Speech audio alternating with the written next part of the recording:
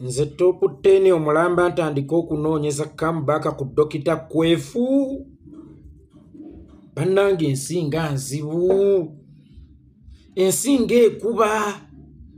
Nze omuntu eyali yeerangiridde nti kaakati ndi mu ba top 10. Ng'era entalo z'ennwana z'abasajja banene nnyo b'amaanyi nnyo. Top 10 omulamba kaakati ennaku zino. Ne comeback obucomeback nina ginoonyereza ku Dokita Kwefu wadde nga talina kyankoze. Ensinga nzibu. Kiki sikoze okufuna comeback? Buli kimu nkikoze okusobola okufuna comeback. Motoka nzookyezza, ngalamizza abantu nembakuba emiggo mu maka gange, byonna nnoonya comeback. Ngobye bannamawulire wange mu bukambwe nga kamera zikwata nga nnoonya comeback.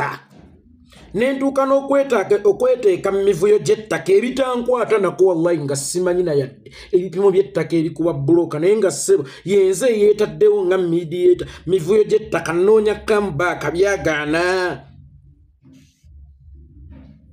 Funye abayimbi abaagwa bazze wange nnoonya comeback byagaana, ate nabo balinga abasiru. Kubanga emirambo ebiri ne bw'ogigatta tosobola kugijjamu muntu mulamu omwo. Tegisobola kuwaayo bulamu bwa muntu omu egyo emirambo ebiri. Nabo balinga abasiru, ate tunawumanya nabo bali bubi nnyo. Kubanga okunoonya ew'omugenzi ekyamagero nga n'omugenzi anoonya kyamagero tebategeera bulungi. Beerabira ekintu kimu nti omuyimbi ogende wa producer ng'onoonya hit, kyokka nga ate ne producer akunoonyamu hit. Bajje ewange nga banoonya hit naye ng'ekituufu kiri nti yenze ayagala hit. Ng'andudde nnyo emagombe.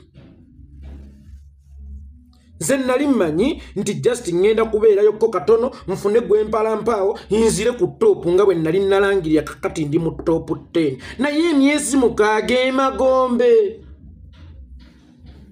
Nyimba buli lwenkuba lwe lutomera ekisenge. Akabadi buli kenkola tebakafaako kumpa tension. Nenkwata ku baagwa wadde nga nange nagwa. Wallahi ya Mungu kigaanye okumpa hype. Ningendako mu byettaka nze ataswadde okubeera RDC wallahi. Ningendako ne mu byettaka amawulire gagaanye. Ngongobazza omwana nti bamusindikidde ebyokola. Nganye okudda ku top ndutte nnyo emagombe. Nentegeka n'amazaalibwa obuzaalibwa neneŋŋaana n'okubeera ku for you page. Ng'oli ascrollinga n'ascrollinga wallahi ya Mungu nga kubaliko siriiko. Nfunye abantambulirako bangi kakati ntambula na convoy namba noonya mawulire naye nazirwa. Nze nazirwa. Bankooyera ddala wati abampaganga mu kusooka. Kakati tewakyali ayagala kumanya oli ne bwaziba nga talabyeko ku posti yonna eyogera ku Alan. Teyeebuuza ki ekituuseewo. Naye nga luli buli kyenfulumya kitambula, buli kyenfulumya kitambula. Nempalampa abanjagalira ddala. Nempalampa abansinga emyaka. Nempalampa abansinga experience. Singa ndowooza byangu bavume gwe kasito trending nga kiba kiwedde. Nasirituke nnume y'ekigo nagwa. Naye wallahi ndaajanya okufuna obusinziiro okuva wansi eyo nzire waggulu gye nnali byagaana. Kwefu nga gwe nnina okwerippako Kwefu obukwefu nze okufuna comeback. Nga nina kwogera ku Kwefu okufuna comeback. Nze top 10. Nze owakabi ayogera ensi neewulira soano okukuba abantu kibooko nensigala nga njinalina ng'ate babikutte katambi. Noonye comeback ku Kwefu. Buli kimu nkikoze okufuna comeback. Ngambye abantu mujje mbu simanya tugenda kuzimba nnyumba. Baajeema sibajja. By'abantu emiggo nyingidde mu byettaka. Mpisa abayimbi abaagwa mbu bano n'obulamu kyokka nga nange nnoonya bbo. byagaana. Abantu bala mu magoma gavugira aliwo nawagibwa abantu ab'enjawulo. Ze nali ndowooza nti banjagala bwagazi, kumbe bo baagala kunkozesa kubalwanirako ntalo zaabwe ku musajja waabwe eyabalema. Baali tebanjagala, baali bankozesa bukozesa. Ndi eno ndaajanira emagombe, sikyali ku for you page, sikyasobola trendinga. Tewakyali yadda nkubira n'akasimu biri bye bampaana waananga luli okusooka baabivaako dda, siwakyalino afaayo. Saamanya nti bankozesa bukozesa kulwana ntalo zaabwe. Saamanya nti bankozesa bukozesa kuggusa agenda zaabwe. Oba osanga singa namanya naalitegedde abanjagalira ddala n'abankozesa obukozesa. Kakati ngezaako funa kamubaaka ku kwefu ono, kwefu bwe muvuma amatwa amagazi. Kavuna mutanda nanyanikula nga ntandikiraawo okulanda omanyeemu ekiraziro oba kananyanikula. Singa Mukama nnyamba kakwefu kano ne kanyanikula, kigenda kukola nnyo amakulu g'amaanyi naye bannange ekigo kiruma. Ndudde nnyo wansi mu ntaana nze top 10. Ngudde nnyo akatali. Kakati ntandise kwekuba ku kwefu. Naye nga ddala kwefu ayina empisa ezikuba emirambo ne gisobola okulamuka egyaffe dda. Nga ngudde nnyo kakati obulamu mbunoonya wa kwefu. Olw'okuba mpulidde akagambo nti dokita, ndowooza nti dokita azuukiza n'emirambo. Nga ngudde nnyo. Oyita kati gwe emboozi, jjukira wali wanikako wabalagadda nti oli top 10, tambulanga superstar, gwe yabeeranga ku trending number 1. Naye mannaye kakati emyezi 6 siddanga ngo nneme nno okudda engulu nga nze ntudde butuuzaawo. Siina kyenkola kulaba nga nzira ngulu. Naye buli kimu nkikoze okulaba nga nzira engulu. Lwaki banzira batyo? Natta muntu. Abantu balina ebikolobero ebinene nnyo. Abantu balina ensobi ennyingi ennyo ze bakoze. Naye ensi teyagubasaliranga nze. Nowulira nti kanyamunyu yatta omuntu nadda mu bantu n'atuula. Nze nakola kyekyo ekinene nnyo ekitaŋŋanya kudda mu bantu ntuule nga na buli annengerako angobera eri nti genda eri kinene kyawanga tanzikiriza kukyama mu luggya lwe. Nakola kyekinene nnyo. Nentuuka n'okubalaga ku sayidi yange ey'ekisa nti nnyamba nnyo nensanga bamwana batunda mubisi gwabwe ku kkubo nengulako obucupa 2 kamera ne zikwata. Ndowooza essensi nti nnina ekisa. Kale banjagala olwa sympathy. Omukazi najja atunda akatogo naye ne muwaayo emitwalo 2 agenda asuubule muwogo n'ebijanjaalo mpozi n'essigiri afumbe era temwakitwalanga nsonga. Namuwandu bamugobaganya ku ttaka. N'abuuka RDC, n'abuuka MP, n'abuuka chairman wa RC, n'abuuka simanya Kaawo, simanya Diso, simanya Muluka Chief, n'ababuuka bonna najja ewa Alan. Naye era ne mu kujja ewa Alan ne mutakitwalanga nsonga. Nti Alan kaakati akola n'emirimu gya gavumenti. Nti Alan kakati asinga ne ba RDC amaanyi ne ba chairman ne bani temwakitwalanga nsonga. Mwakirekaawo mutyo nga nswadde. Naayitanga wa. Oba naddayo ntya okugamba be nagamba nti ndi top 10 nti bannange sikyali ye ne bwe sibagamba bo tebakiraba. Ensobi gye nakola nayagala okukola obukodyo nga sinnayiga mupiira. Nayagala okukola obukodyo mu mupiira kyokka nga sinnayiga mupiira. Mupiira gwe nalina okusooka okuyiga enzannya yaagwo, then nenjigira mu kukola obukodyo naye nze nasooka bukodyo ate bwe sinnayiga bulungi nenjagala mbukole kyokka nga n'omupiira sinnaguyiga bulungi napapa okwewaggula nakeera oba singa nalindako kubanga wakati mu kukola obukodyo nga sinnayiga mupiira ate neesanze neetemye ngudde wansi ku ttaka kakati nkasuka omukono kwefansikeko ne kwefwaganya muvumya amatu agabanga ne kwefwaganya kyokka nga in actual sense agamatu agabangalala buli lwenga muvuma kabonera akalaga nti tanjogerangako kikyamu kubanga gawulira nnyo magazi bulungi ekimala y'amatu ge muvuma agabangalala go gamuluma naye ondwadde eryawo olaba nze ow'embalabe tewali yajja ennuma ate olwo ow'amatu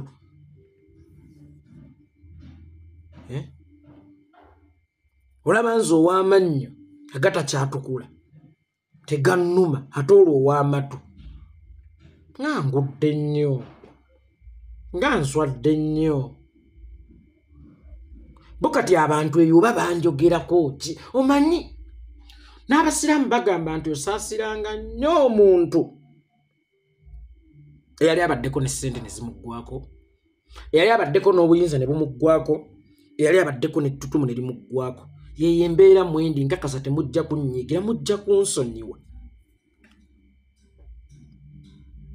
kale senga bannasigalirayo eri nga Abitex tannanteeka mu bya Freedom City nga sinnakuba nnyo kajjaako kubanga bwe natuukayo waggulu wallahi nange mu nsaasire bibaamu amaalo gwenzaani atuula we nali ntudde nali sikisuubira bibaamu amaalo naye oba waakuba nnapapa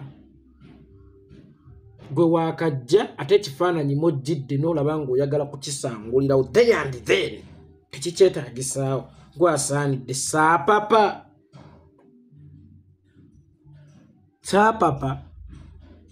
oyo Kadaama mulaba edduka Kadaama akukwasa ku sigiri eyo kya n'akugamba nti wogo simulireyo design n'okwatako n'ekwokya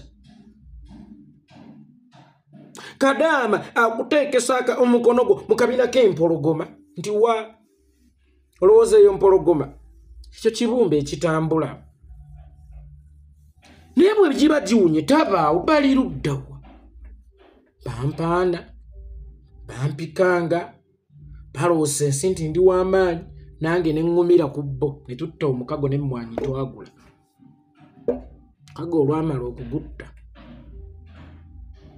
nze eno n'engwa mu mbi Kadaama akyalabikako ne bwe bavaayo eyo gye bakolera batwekweka babula online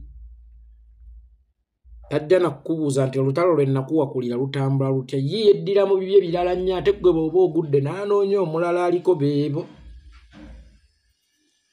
kukwefu nga kwe nnina okunoonyeza kumbaka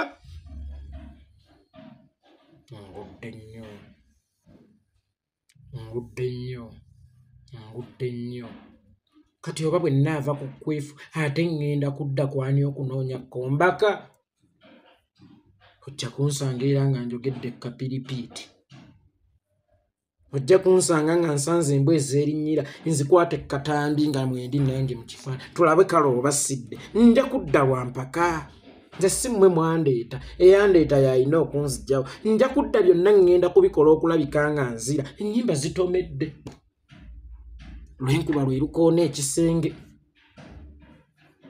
nzikubye ziringanga 8 kumpi buli wiiki mbadde nfulumya nzikubye nzipabakudde naye bwe nkulimbanga nti waliwo yadde olusala akabira we ndukoledde so nga ziri zaddukanga zansookanga nayo zaatokanga ne gye situukanga kati zino nze nino zitambuza kyokka bwe mmalo zituusayo gye nzitambuliza ŋŋenda okudda ewaka nga zinsoose okukomawo nga zo weeziri nyimbye nentuuka n'okugeza baasidde ne ku baasidde neegaana okukwata nga tewali ajogerako nze nkimanyi olunaku neesibako lwesibe kuba ekituufu nammwe mukimanyi nti sisobola kumanya lwe banzaala lunaku alwesibako lwa nsonga nti ne Muhoozi kwe yali lwe lulwe ne Rema lwe lulwe neŋŋamba kakati wano omugezi weesiba ku lunaku luno naawe ne babanga baakuzaala olwo byagaanyi eri afaayo teri nayagala kumanya kati yawedde simanyi kyenzaaka ate nga kuyo kwembadde mbalidde okufuna kombaka era mbadde mmanyi nti kasita mmala okuva mu baasidde bwenti nze ŋŋenda okubeera ku mitwe gy'amawulire nti ebiriiroliro ne piki z'ejeedi ezeebonga byagaanyi bano nkyali ku biwundu bya Kivvulu kya mu Desemba 31 kyansala kyandekera amabanja nga n'ekyomwana kyali kyandekera amabanja kakati ne baasidde yino muginziridde mulingulako ki kyokka mugamba ate munjagala ntambula n'ekibinja ky'abavubuka ssente nzeetaaga balya balinga akanyonyi bannemesezza n'okwekulaakulanya n'otambula n'ono n'otambula n'oli naye nga ku bonna tekuliiko alya wansi wakukka wa hafu y'akawunga balya obusente ate bwe nnaalikozesezza okwekulaakulanya okuzimbayo ku kayumba okwezimba n'okujja maama wange mu nzigotta ate mbukozesa kuliisa bano abalyanga ebisaanyi baŋŋamba bampa security naye eno security oba insecurity ya nsawo yange kale gw'omubiri baguwadde security naye mubiri kyo gwe bawadde security ng'ensawo yaago temuli kantu ye insecurity lwaki sibeera ne security mu nsawo esecurity y'omu nsawo enaaleeta security ku mubiri banziba ne bakuwaana ye kibanda ye gwasinga olw'okubanga bo banoonya muwogo olw'okubanga bo banoonya kyakulya ne bwe nkola ekyobusiru tebasobola kumpabula kubanga bo banoonya kyakulya bamanyi ogubasasuza gwakumpaana ne bwe nzita omuntu olunaku olwaleero baŋŋamba kyokoze gye kiri ne bwe nkola ky'olunaku olwaleero baŋŋamba kyokoze gye kiri si lwakuba kyenkoze gye kiri naye lwakuba nti banoonya muwogo lwakuba nti bo bano nkwezenge zisekera ayengezza bano bantu bala mu magoma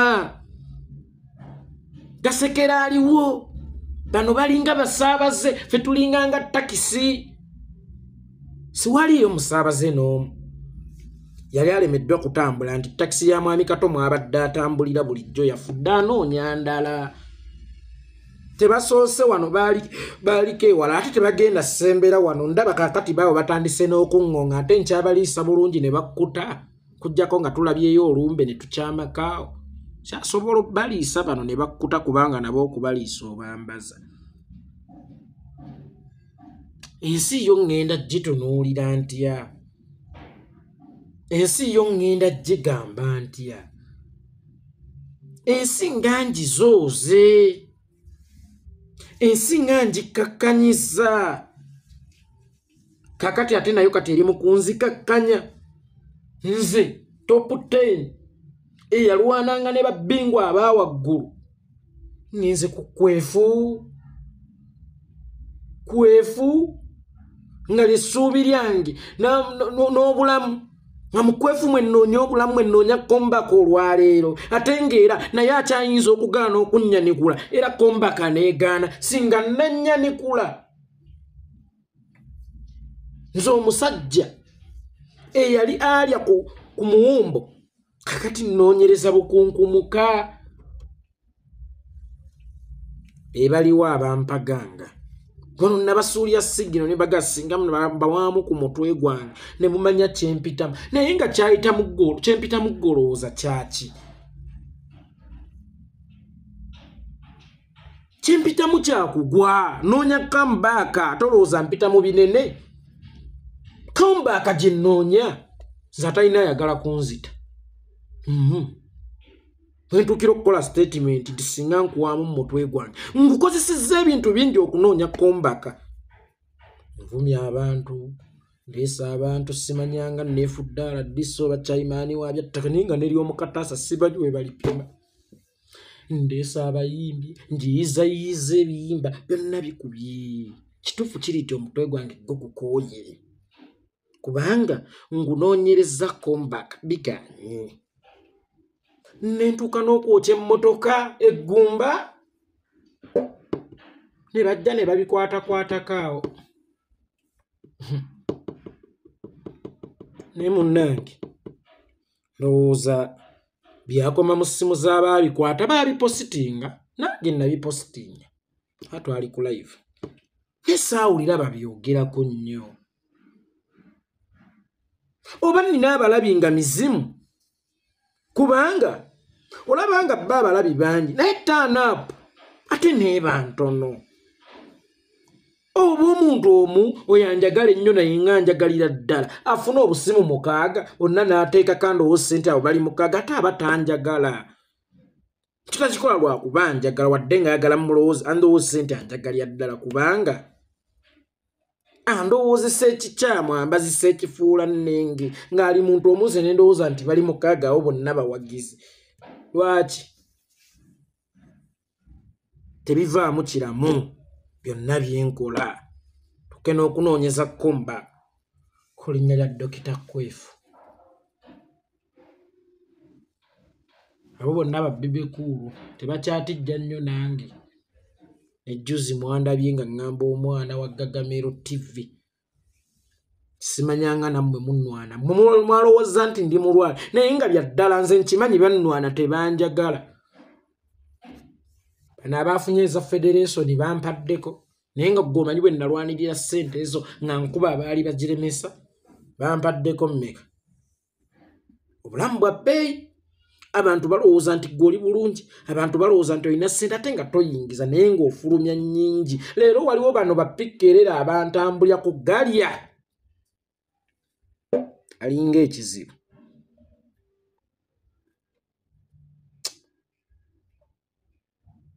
Ati nno nina kyenzudde. Kituufu kiri nti nina kukkiriza nti nafa nensenguka eby'oku nsi ne ŋŋenda e Magombe. Era kakati nina kutandika pulaaningira Magombe.